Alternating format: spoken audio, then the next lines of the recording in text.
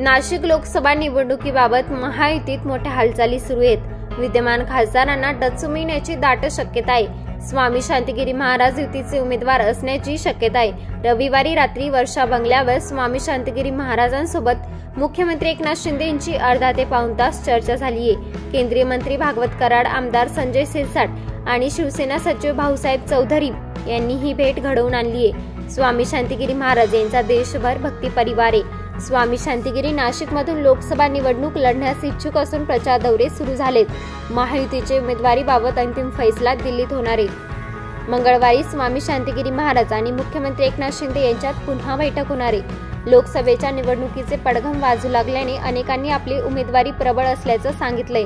अशातच आता अनेक घडामोडी घडत असताना काल रात्री नाशिक लोकसभा मतदारसंघातील शांतिगिरी महाराज यांनी वर्षा बंगल्यावर मुख्यमंत्री एकनाथ शिंदे यांच्याबरोबर चर्चा झाली आहे।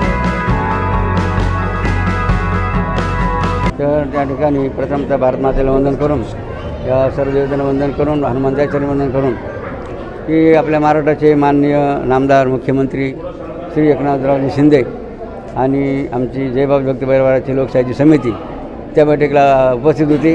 आणि त्या बैठकीमध्ये उपस्थित असताना त्या ठिकाणी आमच्या समितीने जे मुद्दे या ठिकाणी या निवडणुकीसाठी मांडायचे होते त्यांनी पूर्णपणे त्या ठिकाणी मांडण्याचा प्रयत्न केलेला आहे। आणि त्या अनुषंगाने मुख्यमंत्र्यांनी सुद्धा त्यांचे काही मुद्दे त्या ठिकाणी मांडले।